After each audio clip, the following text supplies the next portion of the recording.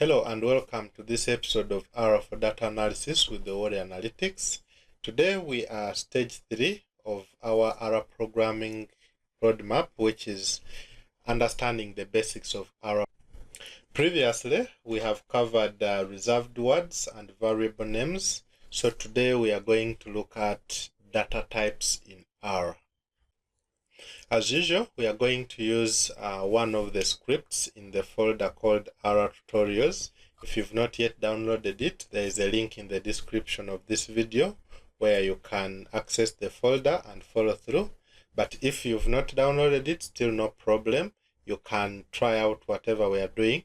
Inside the R Tutorials folder, we have a subfolder called R Tutorial Files, and when you open it, you'll see a file called data types 4, which is our session number for today. So we are going to open it. Go to file, open file, and then you locate where your folder is and then open data types. Click open and we should be able to see our script file here. I'm going to close this untitled one, which was opened by default. So when in R, we need to know the different data types we expect to find and work with in R.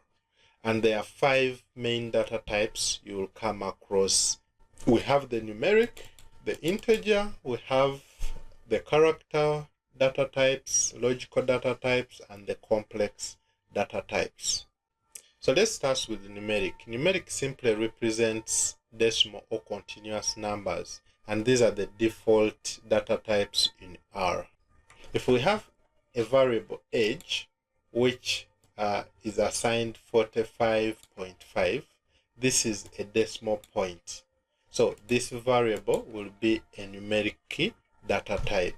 If I press Ctrl and Enter, you'll see that we shall create this variable called age 45.5. This can be the same for height. Maybe you have 168.2, Control Enter.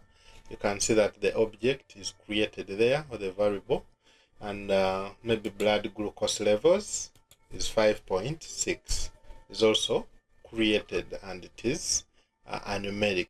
And if you want to check the type of your variable to know which data type are you working with, you just use the function class and then you put in that variable name. So here we are just going to put class of age, okay, and you will see that age is numeric here. Next we look at the integer, which are whole numbers without decimal points. In R, we specify this data type by writing a capital L after the value. For example, we have here number of children. You can't have half children. This is an integer. So number of children as a variable. Here you remember our nomenclature of variables. We can use underscores but no spaces. So number underscore children, we are putting 3. If we just put 3 without an L, yes, it will be created here. But if we checked for the class of that variable, class, even before I finish the word, it is showing me that there is a function there. I can click on it and then put in number of children. It is also here for me to complete. I can just press enter to have it completed for me, and then Control Enter. I'll see that this is a numeric variable. But if I want it as an integer variable, I have to put a capital L. So capital L tells R that whatever is being created is an integer variable. So if I press Control Enter, I'll see that yes, it has been created, but with an L, a capital L on it. So if I check the class of that variable, Control Enter, it is now an integer variable. So an integer has to be marked with a capital L. So that was for number of children. Other examples, we have TB episodes. If I Control Enter, can see that it also has an L, it is an integer. Even for hospital visits, you can say I visited the hospital 1.5 times. Yes, you can also check the type like we've already seen. If you want to check class of maybe TB episodes, you can see there is auto completion. You can just press enter and control enter. It is an integer. Next we move to the character data type or the strings. Maybe you are capturing names of participants, so these are string variables, or you're capturing participant ID, which will have a mix of characters and numbers, so these are string. That is a string data type. And we can create one. For example, we are creating a variable called patient name, and we are assigning there a name, at least a name called Owori Bernard. And for strings, they have to be enclosed in quotes. That's the only way to tell R that this is a string data type. So I'll put Owori Bernard into the variable patient name, and if I run this, you can see that it is being created this side. Maybe sex is female, even if it is an example, but this is male. I'm male. So sex, I'm male. Yes, it has been created. Occupation, even if I'm a driver, no problem.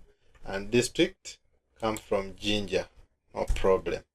Yeah, you can as well check the type using the class function, and you put in the variable that you want to cross check, then press enter, and it will show you that this is a character variable.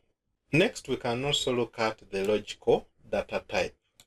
And when we talk of logical data type, we are just meaning the true stroke false values. This is data which stores true or false. This is very essential in data manipulation, where you set you check for a set of conditions whether they meet or not. If they meet, it returns true.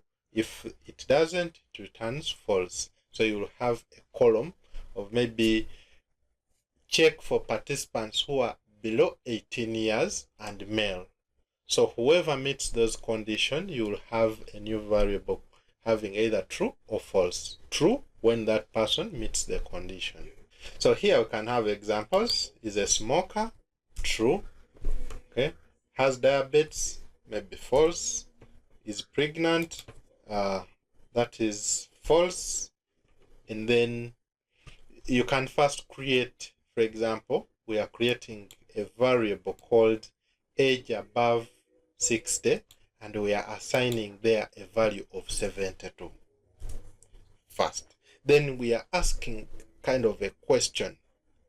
Is this variable age above 60 greater than 60? We check that condition and it is true. This variable is above 60 because that variable is 72. But if we put here a 90, we are checking the condition, is this variable above 90? If I control enter, this is false because 72 is not above 90. How about, is that variable above 72? Sorry. Is this variable above 72? If I put here a 72, control enter, it is false because 72 is not above 72. But if I just put here, is it double equal to 72, control enter, yes, it is true because 72 is equal to 72.